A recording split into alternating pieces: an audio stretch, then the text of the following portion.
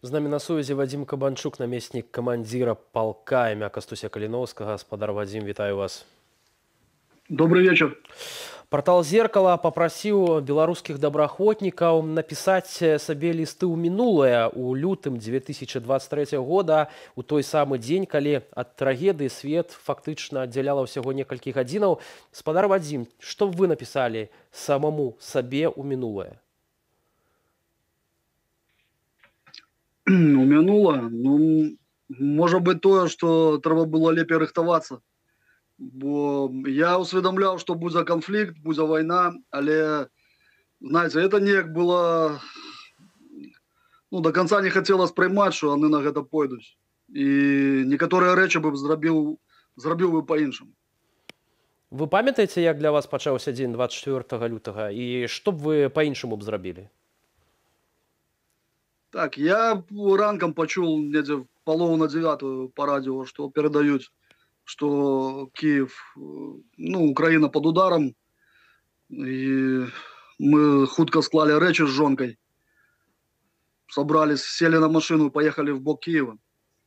Запамяталось добра, что в бок Киева были пустые дороги, а починаючи недзе километров за 50 сплошные пробки, заторы, як бы с Киева шла машина. Все выезжали, а вы адваротна уезжали ў бок Киева. Да, мы там еще подвезли одну жоночку, якая, там у ее своя история была, она так само в Киев ехала.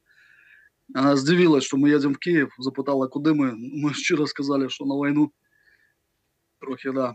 Я так уже проезжали каля Киева, километров за 10, я убачил, як летит крылатая ракета. Зразумела, перший раз в житті. Она праз Днепр пролетала, куды недзе в бок Броваров.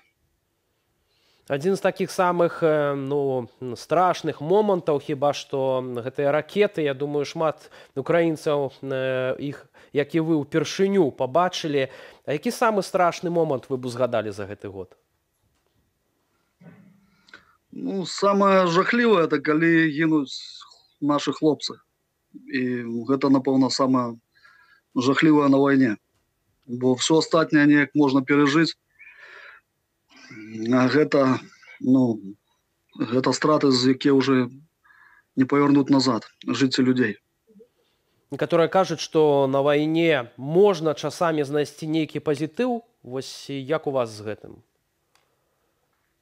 Каб не было гумару, каб не было нейкіх жартаў, прыколаў, было бы зусім вельмі цяжка. Таму людзі жартуюць, неяк, ведаеце, это дапамагае спраўляцца з рознымі пабытовымі праблемамі і з пастаянным стрэсам баявым. Людзі, в прынцыпе, звыкаюць да ўсяго. Гумар гэтаму вельмі дапамагае.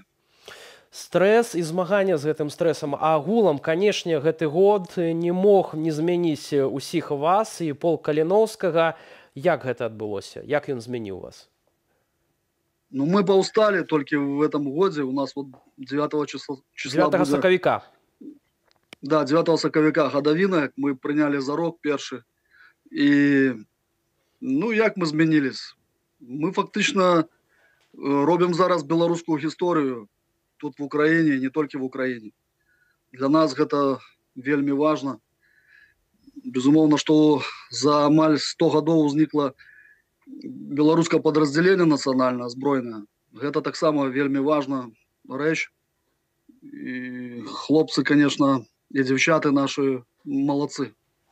Амаль кожны тыдзень мы чуем нейкія навіны пра полк Каліноўскага. Вы самі рыхтуеце такія навіны, даеце справаздачу па панядзелках.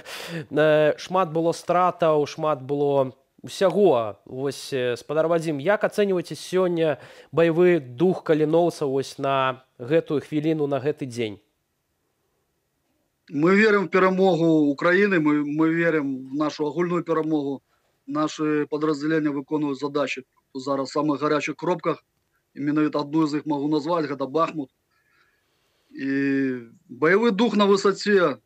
Все рыхтуюцца да контрнаступа украінскай арміі, які хутчэй за ўсё хутка распачнецца.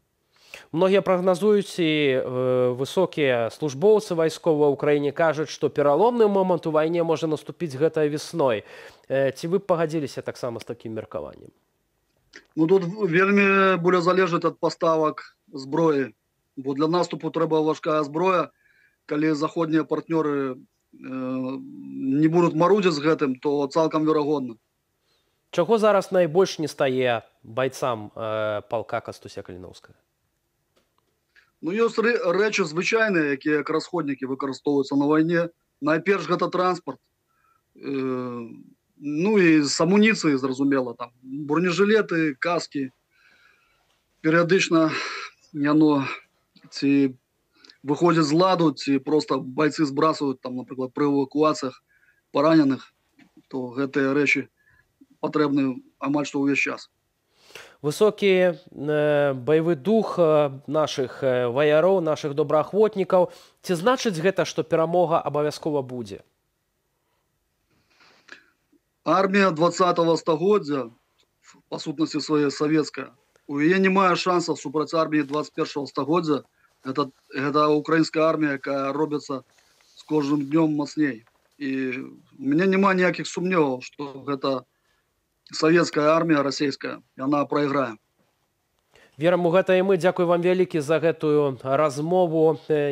І я спадарства нагадаю, што Вадзім Кабанчук з намі быў на сувязі, намеснік камандзіра палка Кастуся Каліноўскага.